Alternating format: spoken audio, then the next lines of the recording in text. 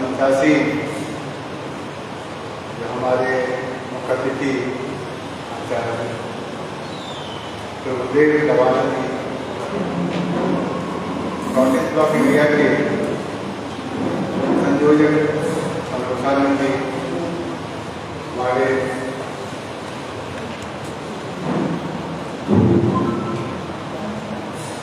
PBI के महासचिव रामचंद्र देवड़ा जी और मध्य प्रदेश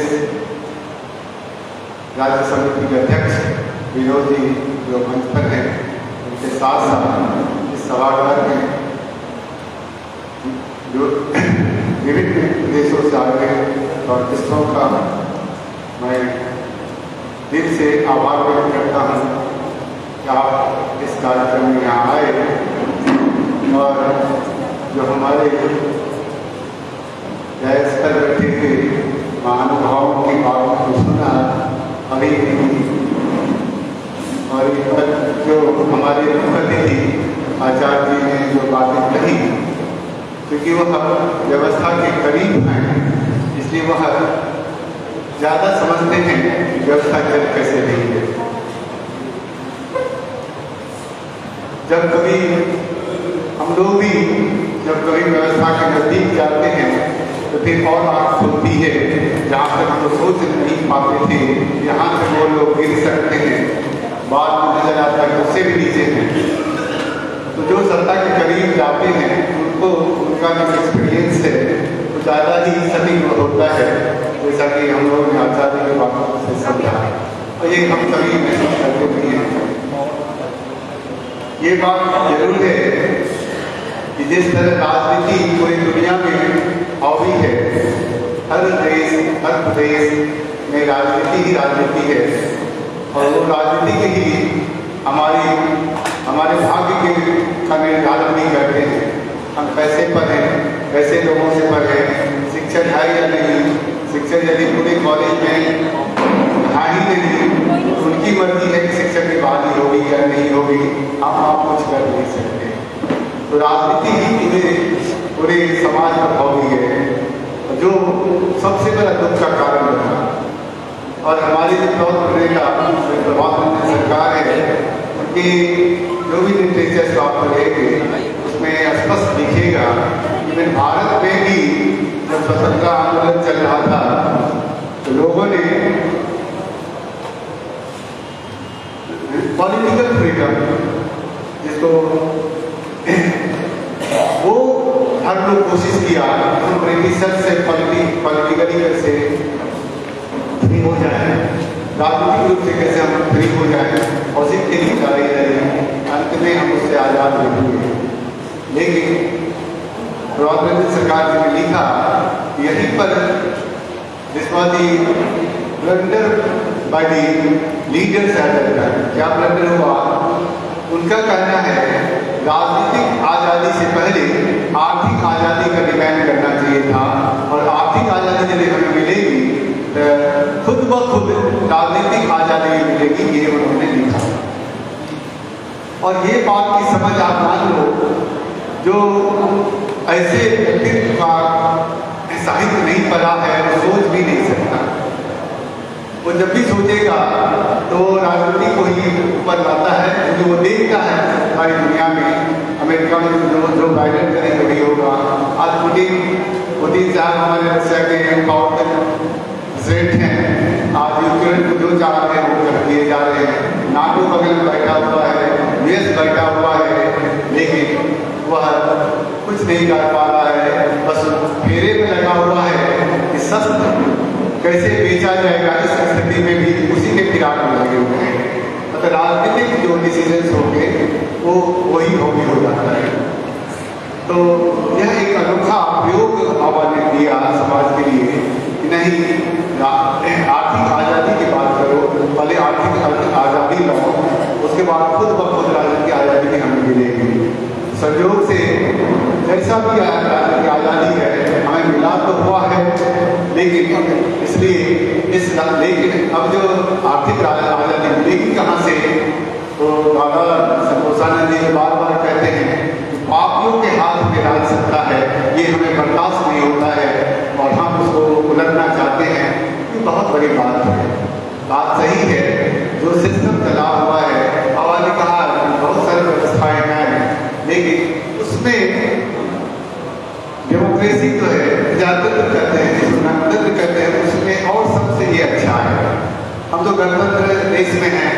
लेकिन यहाँ के भी मुसीबतें हम देख रहे हैं, यहाँ की समस्याएं कैसे मुंबई रही हैं हम देख रहे हैं। इसी भारत देश में जहाँ हम लोग पूंजीवादी व्यवस्था है या साम्यवादी व्यवस्था है, जहाँ पर क्या है मिश्रित व्यवस्था है, दोनों साथ साथ चल रहा है, उसके बावजूद भी जिस तरह सारी समस्याएं खड़ी हैं, मुंबई खड़ी हैं, हम सब उस बात को महसूस करते हैं। बेरोजगारी की हालत आप देख सकते हैं, महंगाई की हालत आप देख सकते हैं, और हर चीज में जाइए दुराचार, भ्रष्टाचार, ये सब जगह लिप्त है। अब इस बात को दूर कैसे करें? हर लोग बोलते हैं अपने व्याख्यान में, हर लोग बोलते हैं कि खत्म होना चाहिए, ये खत्म होना चाहिए, ये खत्म होना चाहिए, ये हो नहीं पा रहा है। उसके पीछे कारण आप जान लीजिए, उसके पीछे कारण है आप सब भक्त लोग हैं, अनाहत चक्र में कमी के कारण होता है। अनाहत चक्र में वो कमी कारण होता है जो हमारे सब भक्त लोग जानते हैं। इसमें प्यार भी उसे वैसे उभरता है और घृणा भी वैसे उभरता है। पैसों की ललक भी इसी चक्र में है और उसके समाधान भी इसी में। आप जब साधक हैं और जन सेवा की बात करते हैं, जैसे आचार्य जी का सब भक्त हैं, सब साधक हैं, लेकिन साधना करते हैं तो साधक होंगे ही, लेकिन उसके साथ पूर्ण साधकता तभी आएगी तो उसके साथ और चीज भी आप जोड़ोगे, तब मन शुद्ध होता है। जिसमें कि उन्होंने कहा आसन करो, ध्यान करो, कांगन करो, फौसी करो, ये तो करना ही करना है, ये पर्सनल लाइफ की चीज है। इसके साथ मैं और उस आचार्य जी ने कहा भी जन सेवा बहुत जरूरी है, मन को साफ रखने। समाज सेवा हमारे विद्यार्थी भी लेते हैं, राकेश रंजन जी अभी जो बोल रहे थे, बाबा समाज सेवा पसंद नहीं करते हैं बोलना। या समाज सेवा जो कहते हैं कि हम समाज सेवा करते हैं, ये दिखावा जैसा हो जाता है। बाबा के जन सेवा मतलब जन सेवा का मतलब होता है जब कोई आदमी बीमार आपके सामने आ जाता है, आप उसको भगवान के रूप में जब देखते हैं, उसी को जन कहा जाता है। कोई भिखारी आता है, वो भूखा है, आपके सामने आता है, तो उसको आप जन के रूप में देखते हैं और क्रूस के अंक के रूप में देखते हैं। इसी जन सेवा बाबा ने कहा। इसलिए आप ये सब तो अपना साधन करना, सुबह में साधना करना, मेडिटेशन करना, आसन प्रणाम करना, ये पर्सनल लाइफ की चीज है, लेकिन समाज के जब अंदर जाओगे तो जन सेवा करना है, जिससे मन आपका साफ रहेगा, हृदय साफ रहेगा, अनाहत चक्र मजबूत होगा और आप उसी तरह से सोच पाओगे। एक एक जन के लिए आपके मन में एक अच्छी भावना उठती रहेगी। और जन की बात तो है ही, ये मानव समाज की बात तो है ही। प्रभाव सरकार जी ने, न्यायमूर्ति जी ने उसको भी आगे बढ़ा दिया। मनुष्य के अलावा पशु पक्षी, पेड़ पौधे, सबका कल्याण तुम्हें सोचना है, करना है। तो आज जहाँ तक हम सोच पाते थे, साधारण जनता जहाँ तक सोच नहीं पाती है, भले वो कुत्ते खाना खिलाते हैं, चिड़िया खिलाता है, ये एक ट्रेडिशन बना हुआ हमारे समाज इसलिए खिलाता है, वो माइंड से क्लियर नहीं है कि आखिर क्यों है। जब न्यूमर्सी की बात आई, न्यूमर्सी की बात है, मानवता की बात आई, तो उसको हम गहराई से समझने लगे, ये हमारा दायित्व है, हमें करना ही पड़ेगा।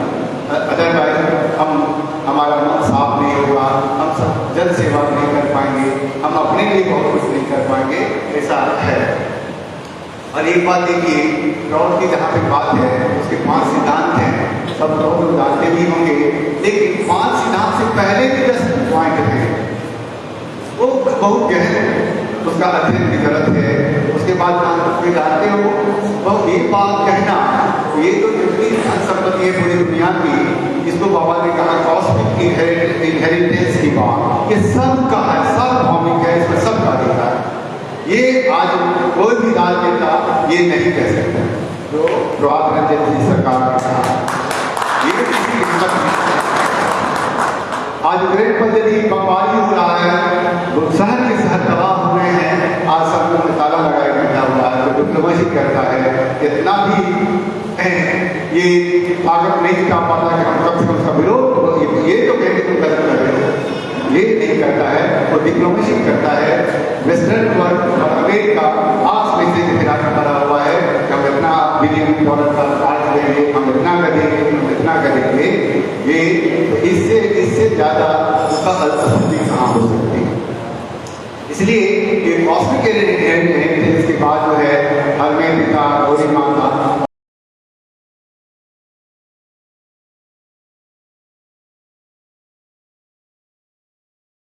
पहले 5 मूलभूत सिद्धांत पर आने से पहले फिर उसने जोड़ा जो भी धन संपदा है उससे जो मिनिमम गारंटीज है, जैसे अनाज है, भोजन करने श्रम सामग्री है, वस्त्र है, शिक्षा है, स्वास्थ्य है, घर है, कोई भी आदमी के घर में रहे, कोई आदमी भूखा ना रहे, कोई भी आदमी अशिक्षित ना रहे, कोई भी आदमी दवा के बिना जिस मृत्यु हो जाए, इसकी गारंटी समाज को कर देना पड़ेगा। इस ब्लॉक से आने से पहले वो कहते हैं, और इतना नहीं फिर कहते हैं उसके बाद भी बच जाता है तो उसको पहले क्या करोगे, रैशनल डिस्ट्रीब्यूशन करोगे, इक्वल नहीं, बराबर नहीं करोगे।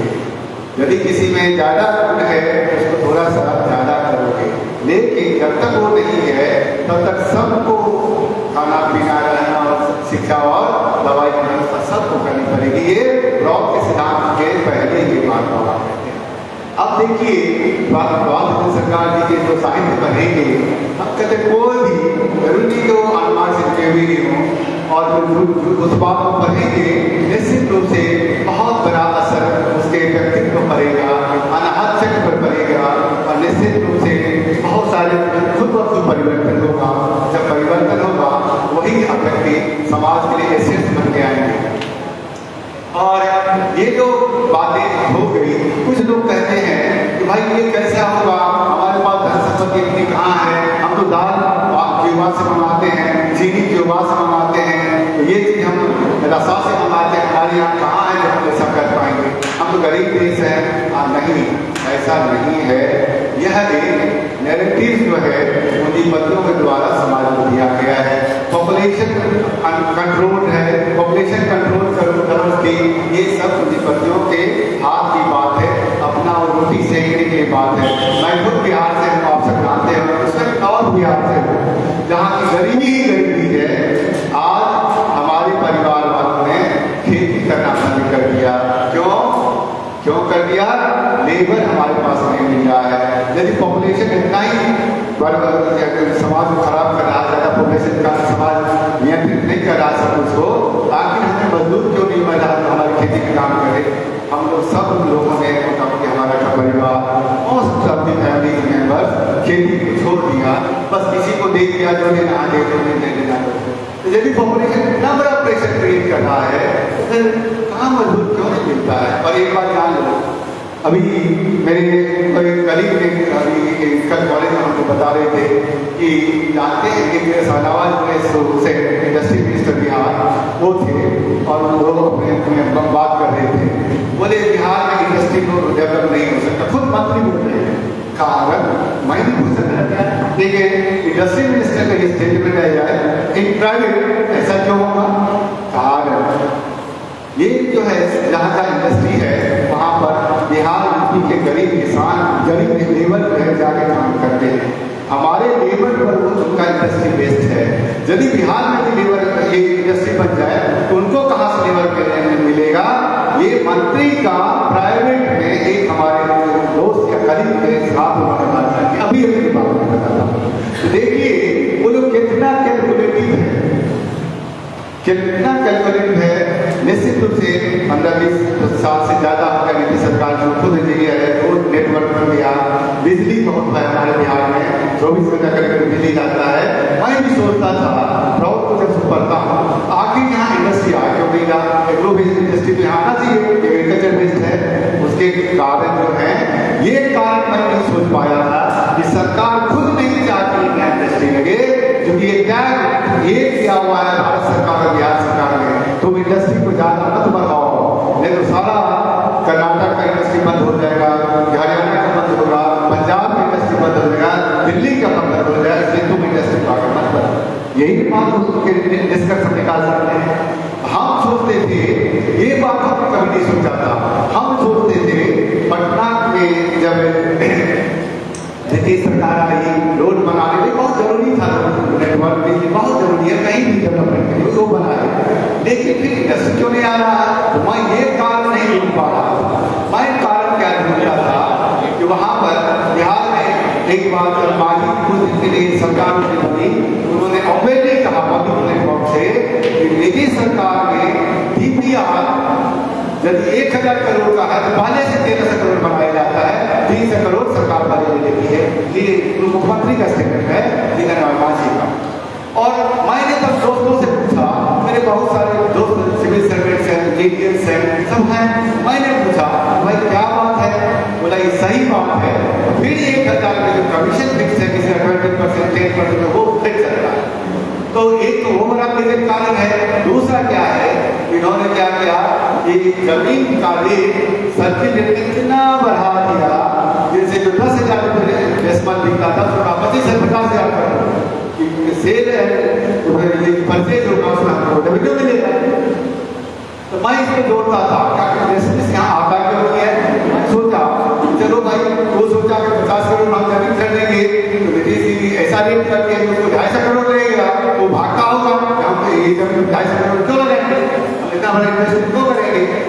ये सब बात खुद सोचता था, रॉ की बात को सोच के। लेकिन ये नई बात मैंने घर पर सीखा और आप खो दिया कि किस तरह से एक लोगों का आपस में दोस्ती होती है, भारत सरकार को राज्य सरकार से, इस राज्य सरकार को उस राज्य सरकार को किस तरह से विकास को रोका जाता है।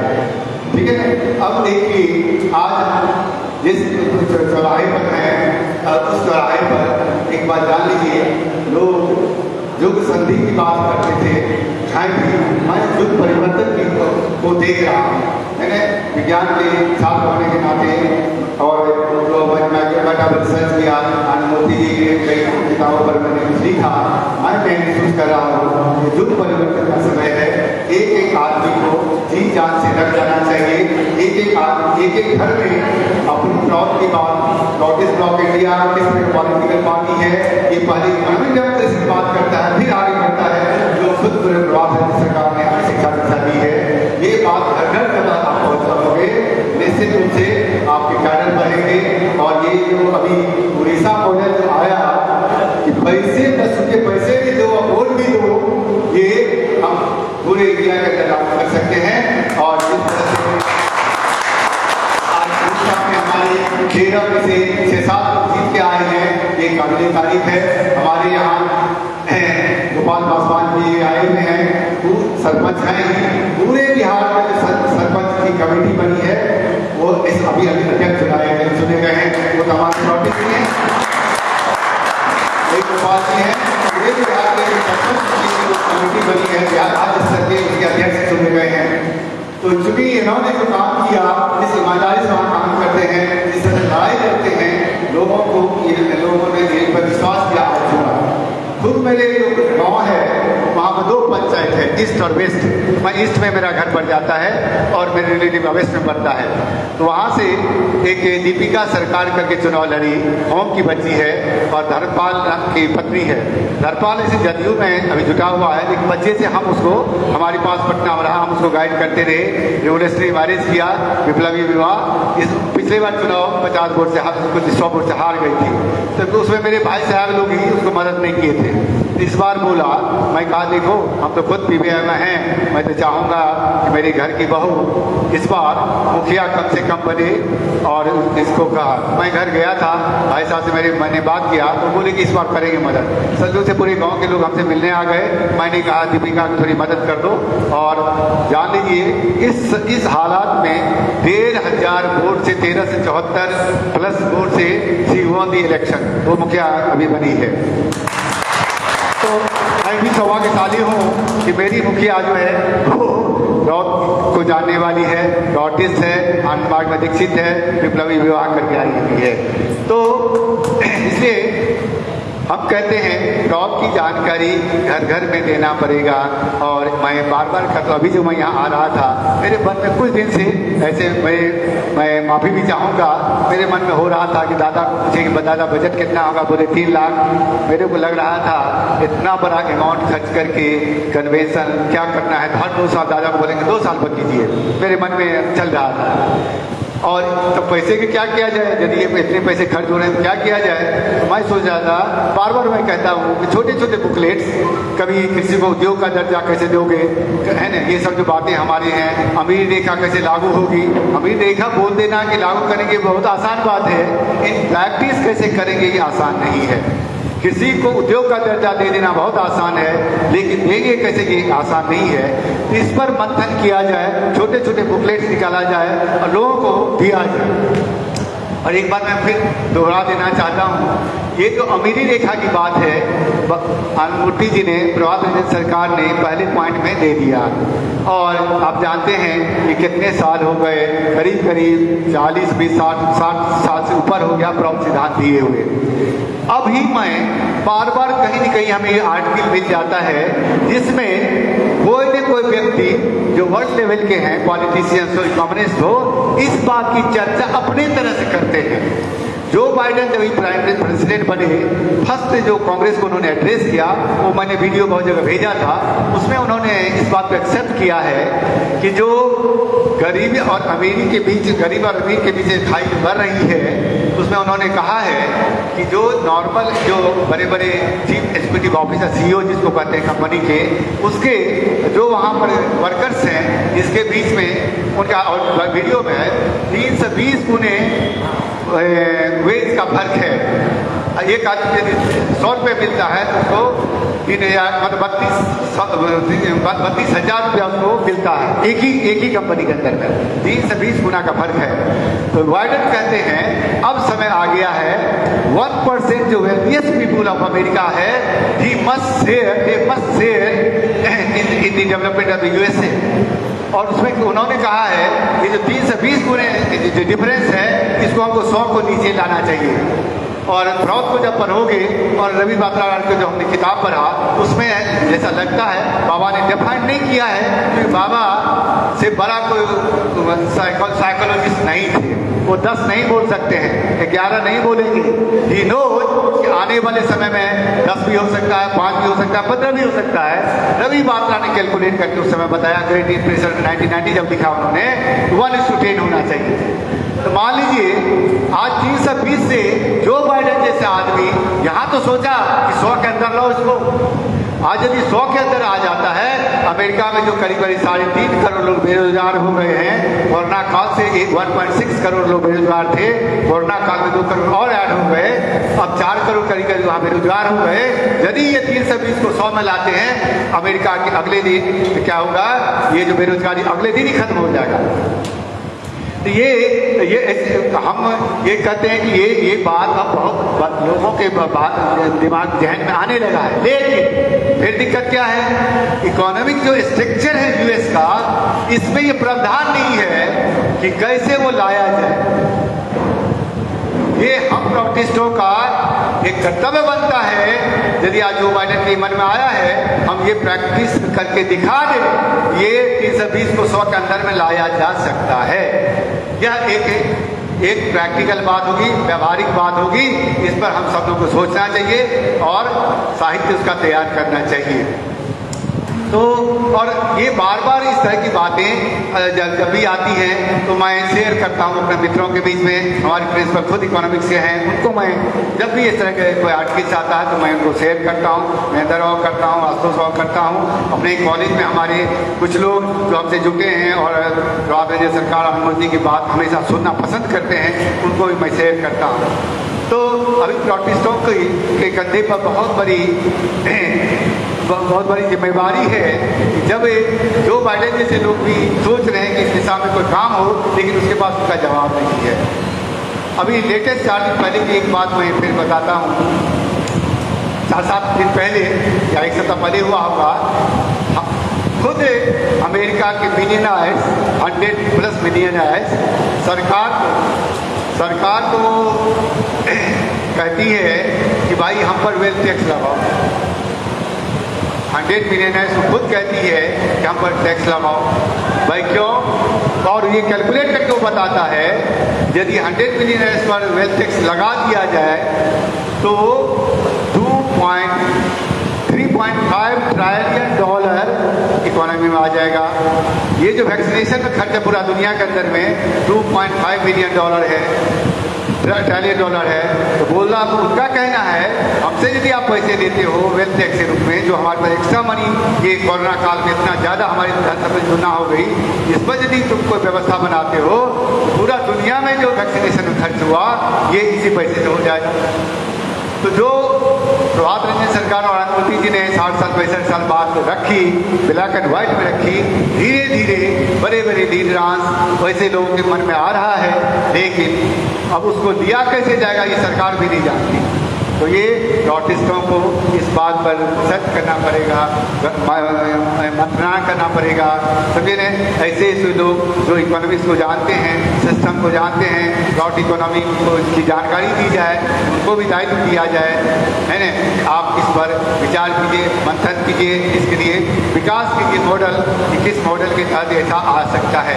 मान लीजिए हम सरकार कहेंगे नहीं हम 50,000 रुपया और इनकम टैक्स देना चाहती है, वो हाथ जोड़ेगा, भैया हमारा जो नियम है कह दिया ऑस्कर जी को 9,80,000 लगना है, तुमको हमको कहोगे कि 10,20,000 ले लो, मेरे पास कोई मैकेनिज्म नहीं है, I can not take that money, हम चाह रहे नहीं देगा।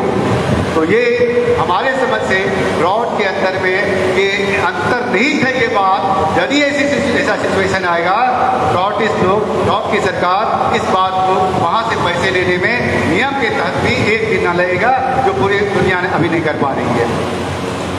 तो इसलिए हम प्रोटेस्टों को जोर जान लगाना चाहिए। और जो हमारी नेशनल टीम है इसमें संतोषानंद आएंगी, हमारे जनरल सेक्रेटरी तो खुद बहुत व्यवहारिक हैं, हमेशा काम करते रहते हैं। निधि हमारी हमेशा है न पढ़ना लिखना और सारी बातें करती रहती है, प्रणव फौजी है, सब बहुत लोग हैं उनको, और मैं भी उनके पार्टी हूँ, लेकिन मैं अकेला क्या कुछ नहीं हूँ, आप सबों कारण मैं यहाँ हूँ।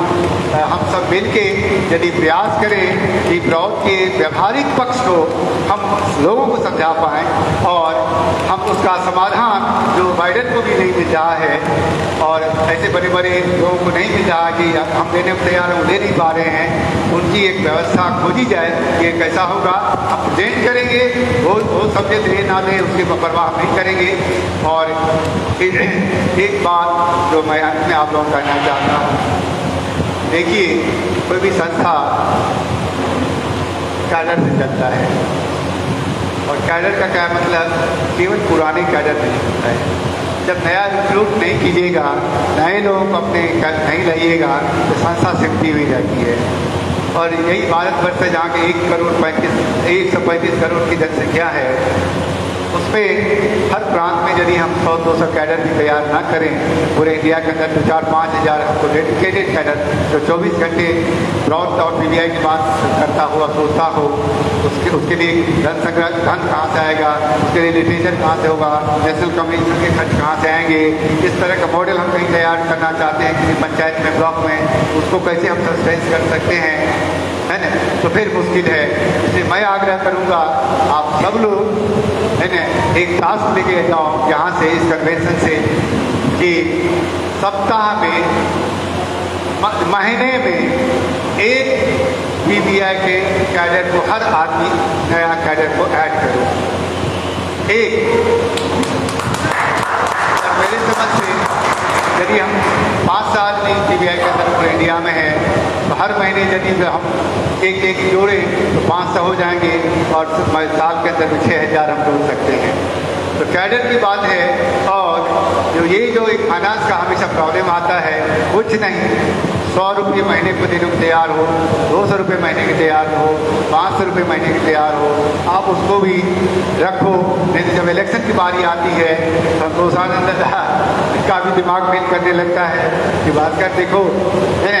लेकिन ये बात संतोषानंद आप जानते होंगे, ये ना नहीं जानते हैं, और कुछ भी परिस्थिति हो जाए उसको कोई मतलब नहीं है ना। तो ये तो इनका दिल है कि हम लोगों को भी खींच के ले आते हैं और कर लेते हैं। लेकिन यदि इनको पूरे हम थोड़ा बहुत कैडर से, थोड़ा बहुत फाइनेंस से मदद कर पाएँ तो इनका उत्साह आप जानते हो और कितनी होगी और कितना बड़ा काम होता रहेगा। तो हम कहते हैं कि ये दो काम जो है ये हर महीने सप्ताह या मंथली जो भी आप टारगेट लो, एक न्यू रिक्रूट आप करो BVI के अंदर में, और जो भी 150-200 रुपये का कमिटमेंट हो उसका कलेक्शन करके नेशनल कमेटी, स्टेट कमेटी, सबको पैसे की जरूरत होती है थोड़ी बहुत, तो वहाँ पर भेजा जाए। और इन सब के साथ मैं पूरे मध्य प्रदेश स्टेट कमेटी के प्रेसिडेंट यहाँ ही हैं और उनके जो मेंबरान हैं उनको कोटि कोटि साधुवाद देता हूँ। आपने यहाँ राष्ट्रीय अधिवेशन का को करवाया और हम लोगों को यहाँ आने का मौका दिया, और मैं तो उस दिन तक सोच भी नहीं पाया था कि मध्य प्रदेश में हमारा भी यहाँ पर हो सकता है। लेकिन जब दादा से बात होती थी बोला कि मैं गया हूँ वहाँ होगा, और हमारे लोग तैयार बैठे हुए हैं। तो मैं इनको साधुवाद देता हूँ राष्ट्रीय कमेटी की ओर से और पूरे जो भी हमारे प्रोटेस्ट हैं उन सब की ओर से आप सबों को बहुत बहुत आभार, धन्यवाद। और आप लोग इसी तरह से काम करते रहिए और जो भी दिशा निर्देश होगा आप लोग देते रहेंगे। और हर स्टेट में बगल में मध्य प्रदेश की छत्तीसगढ़ है, हम भी कोशिश करेंगे, नेशनल कमेटी भी करेगा। मध्य प्रदेश पर कुछ ज़्यादा दायित्व रहेगा, पहले बिहार, जैसे बिहार झारखंड एक था, मध्य प्रदेश छत्तीसगढ़ एक ही था, मिल के वहाँ पर भी हम लोग शुरुआत करें और हम लोग भी प्रयास करेंगे। धीरे धीरे हर स्टेट में छोटा वाली कमेटी बनाइए, फिर नंबर खत्म कीजिए और फिर संस्था आगे बढ़ेगी। इन शब्दों के साथ मैं आप लोगों का आभार व्यक्त करता हूँ। और जो हमारे जो आज चीफ सेक्रेटरी चीफ गेस्ट थे उनका तो मैं कोटि कोटि नमन करता हूँ।